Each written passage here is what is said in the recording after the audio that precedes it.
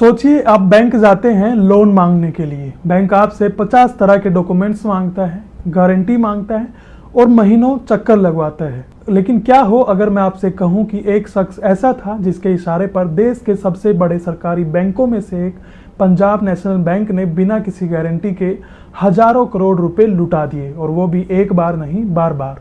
ये कहानी है 12,000 करोड़ से शुरू होकर 14,356 करोड़ तक पहुंचे उस महा घोटाले की जिसने पूरे देश के बैंकिंग सिस्टम को हिला कर रख दिया। आज हम बात कर रहे हैं सेलिब्रिटी डिजाइनर नीरव मोदी, उनके मामा मेहुल चोकसी और पीएनबी स्कैम की वो इनसाइड स्टोरी जो किसी हॉलीवुड थ्रिलर फिल्म से कम नहीं। वीडियो को आखिर तक देखिए क्योंकि इसमें दुबई से लेकर लंदन की जेल तक धोखेबाजी के ऐसे ऐसे पैंतरे हैं जिसे सुनकर आप दंग रह जाएंगे।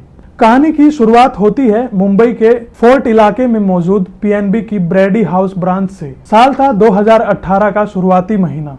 16 जनवरी 2018 को नीरव मोदी की 3 कंपनियों diamond R US, solar exports और स्टेलर डायमंड्स के लोग बैंक पहुंचते हैं।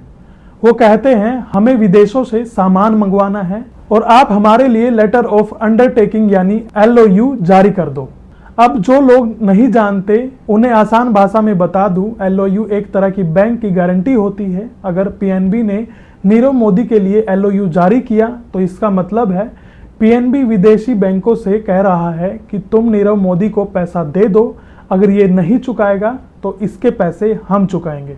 नियम के मुताबिक ऐसे LOU के लिए बैंक 100% कैश मार्जिन यानी पूरी गारंटी मांगता है, लेकिन नीरव मोदी की कंपनियों ने कहा हमें तो पहले भी बिना किसी गारंटी के पैसा मिलते रहा है, तो इस बार क्या प्रॉब्लम है। बस यहीं से बैंक को शक हुआ। जब नए बैंक अधिकारियों ने पुराने रिकॉर्ड खंगाले तो उनके होश उड़ गए, क्योंकि सरकारी कागजों में तो ऐसी किसी सुविधा का नामो निशान ही नहीं था। अब आप सोच रहे होंगे कि भाई हजारों करोड़ों का लेन देन हो रहा था और बैंक के बड़े अफसरों को पता ही नहीं चला। यहीं पर आता है इस स्कैम का सबसे बड़ा ट्विस्ट। बैंकिंग की दुनिया में 2 चीजें होती हैं। एक होता है CBS यानी कोर बैंकिंग सिस्टम, जो बैंक का अपना इंटरनल खाता होता है, और दूसरा होता है स्विफ्ट यानी इंटरनेशनल फाइनेंशियल मैसेजिंग सिस्टम, जिससे विदेशी बैंकों को मैसेज भेजा जाता है।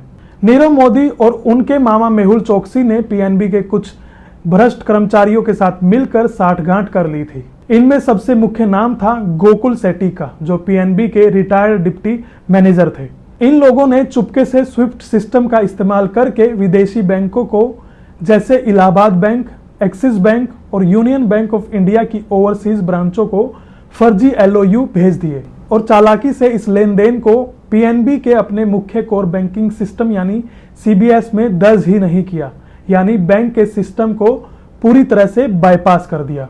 CBI की चार्जशीट में बाद में पीएनबी की पूर्व CEO उषा अनंत सुब्रमण्यम और executive director KV Brahmaji Rao और संजीव शरण का भी नाम आया। आरोप यह था कि इन्होंने RBI की उन चेतावनियों को नजरअंदाज किया जिसमें स्विफ्ट और मुख्य बैंकिंग सिस्टम को आपस में जोड़ने के लिए कहा गया था। जनवरी 2017 में जो घोटाला करीब 280 करोड़ का दिख रहा था, वो मई 2018 तक आते आते 14,356 करोड़ का विशाल पहाड़ बन गया था। लेकिन नीरव मोदी कोई नौसिखिया नहीं था।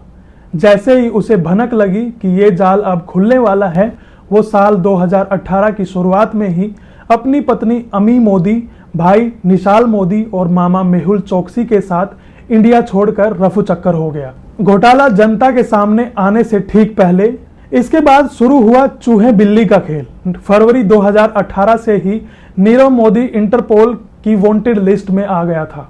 मनी लॉन्ड्रिंग, धोखाधड़ी, भ्रष्टाचार, उस पर हर तरह के केस दर्ज थे।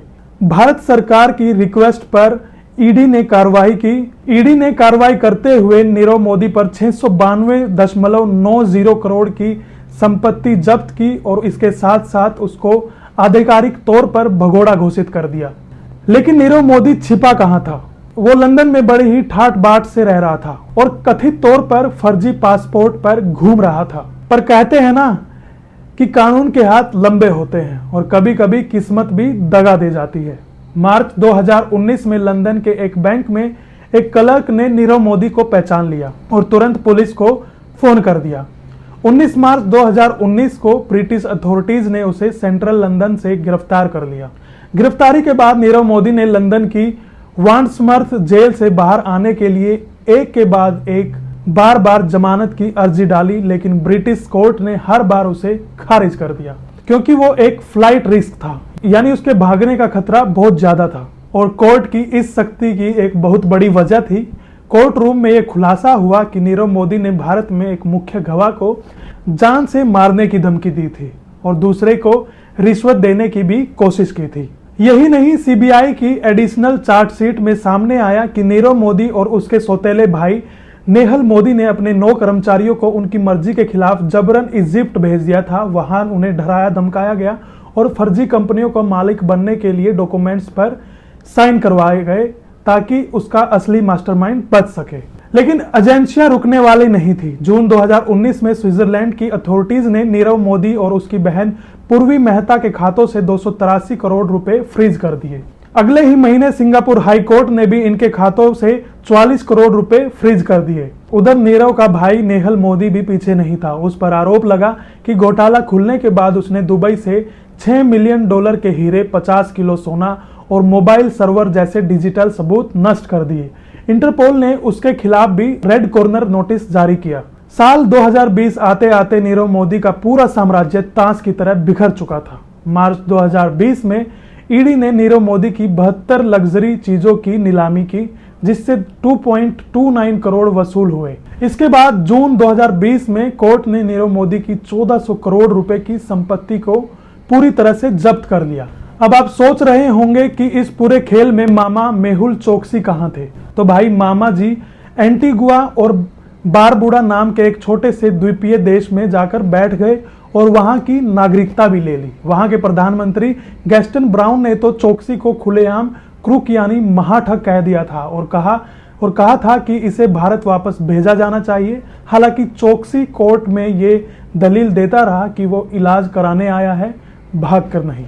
तो दोस्तों, ये पूरा घोटाला सिर्फ एक इंसान की लालच की कहानी नहीं है, बल्कि ये कहानी है इस बात की कि कैसे कुछ भ्रष्ट लोग मिलकर पूरे देश के भरोसे और सिस्टम के साथ खिलवाड़ करते हैं। नीरव मोदी ने लंदन में राजनीतिक शरण की भी गुहार लगाई, लेकिन सच ये है कि देश का पैसा लूटकर कोई भी बहुत दिनों तक चैन की नींद नहीं सो सकता।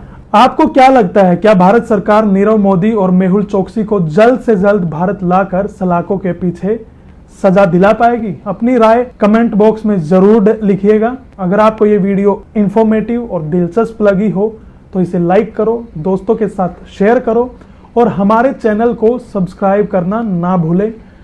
मिलते हैं अगले वीडियो में, तब तक के लिए जय हिंद।